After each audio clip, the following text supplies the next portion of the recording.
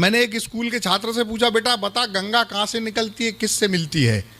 वो बोला, सर मेरा मुंह मत खुलवाओ। मेरे बाप ने कहा तू सीधा घर जाना, घर से स्कूल जाना, कोई किसी से मिले कहीं जाए तेरे को कोई लेना देना नहीं है। मैंने दूसरे छोरे से पूछा, मैंने कहा बता बेटा गंगा कहाँ से निकलती है, किससे मिलती है? वो बोला, सर मेरा मुंह मत खुलवाओ, गांव में झगड़ा हो जाएगा। मैंने कहा मेरे पिताजी गांव में झगड़ा नहीं होगा, बता गंगा कहाँ से निकलती है, किससे मिलती है? वो बोला, सर गंगा रात को 12 बजे निकलती है, कल्लू के लड़के से मिलती है। तालियां जोरदार बजना चाहिए। केजरीवाल मेरे बहुत प्रिय नेता रहे। जब से वो राजनीति में आए मैंने रायता पीना शुरू कर दिया, क्योंकि वो फैलाते बहुत हैं। मतलब दादा, दिल्ली में कूड़ा हो गया, दोषी कौन? मोदी। दिल्ली में भ्रष्टाचार बढ़ गया, दोषी कौन? मोदी। दिल्ली में शिक्षा नहीं, दोषी कौन? मोदी।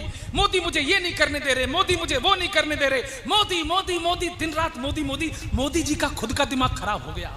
उन्होंने गुस्से में आकर केजरीवाल को रात के 12 बजे फोन लगाया। उन्होंने फोन उठाया और नंबर लगाया।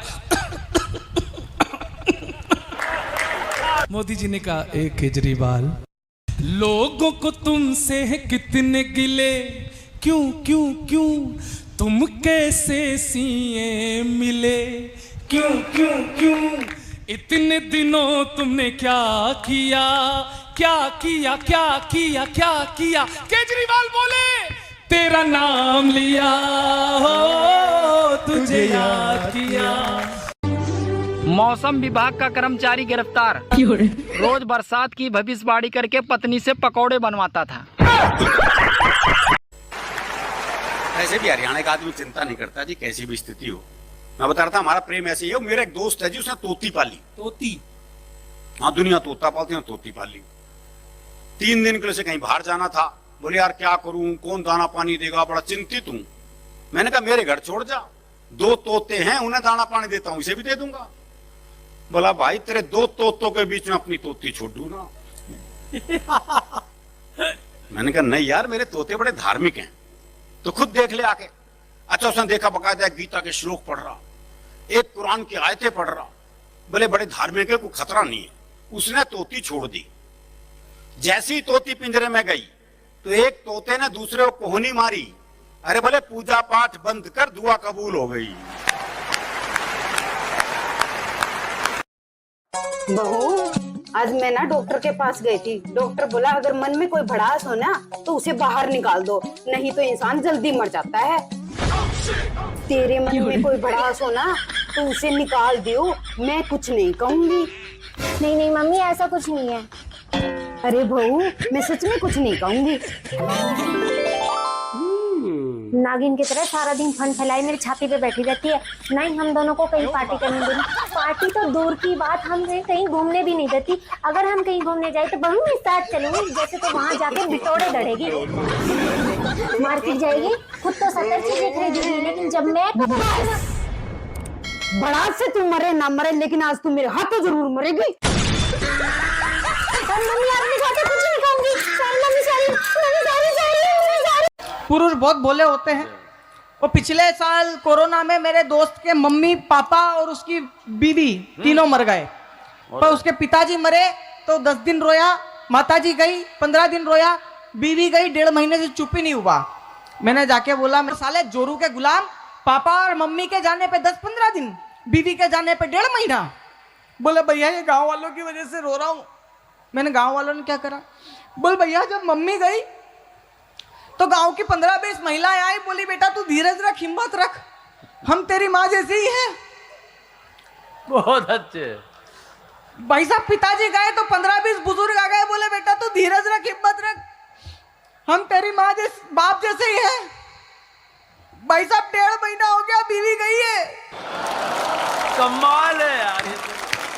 एक दिन केंद्र सरकार की आत्मनिर्भर भारत नीति से प्रभावित होकर विनोद शुक्ला घर में घुसा और उसकी बीवी से बोला, बोले हट, कमाऊं मैं, गेहूं में लाऊं, इसका आटा बनवाऊं और रोटी के लिए तेरा मुंह देखूं, हट नहीं खाना, हट। आत्मनिर्भर भारत अंदर समाया।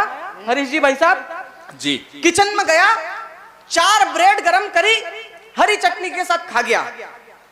2 घंटे हो गए, भाभी जी सर खुजा के घूम रही है, मेहंदी गला के रखी थी।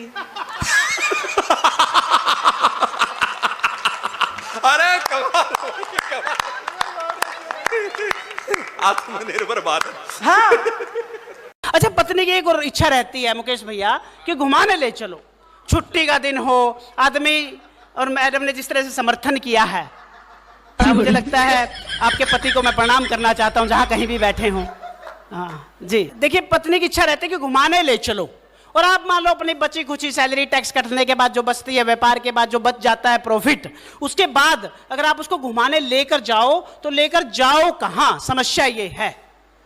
अगर आप उसको मान लो कहीं समुद्र किनारे ले जाओ तो वो कहेगी टैनिंग हो जाती है, अगर आप उसको हिल स्टेशन पर ले जाओ तो वो कहेगी वोमिटिंग सेंसेशन होती है, अगर उसको आप बाजार में ले जाओ तो कहेगी कहां भीड़ भरी जगह ले आए, किसी सुकून की जगह ले आओ।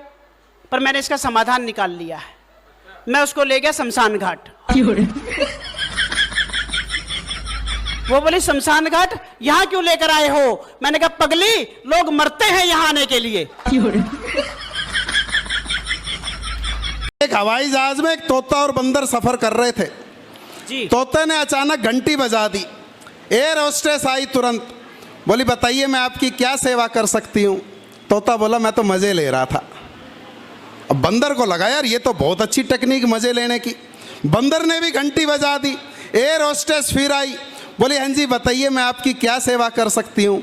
बंदर बोला जी मैं तो मजे ले रहा था।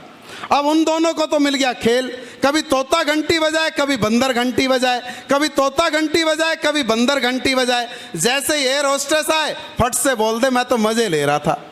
एयर होस्टेस को आ गया गुस्सा, वो सीधी गई पायलट के पास, पायलट से शिकायत कर दी।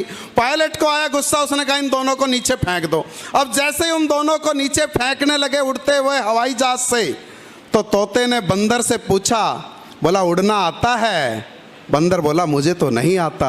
तो बोले फिर क्यों मजे ले रहा था? वास्तव में बहुत सीधे लोग होते हैं, बिल्कुल जलेबी की तरह। वो हमारे कॉलेज में एक ड्रामा हुआ था, उस ड्रामे में एक लड़की ने एक रोल किया भुआ जी का। अब भाई साहब लड़कों ने उसे छेड़ना शुरू कर दिया, जो भी लड़का देखे उसे भुआ जी भुआ जी भुआ जी कह के चिढ़ाने लग गया।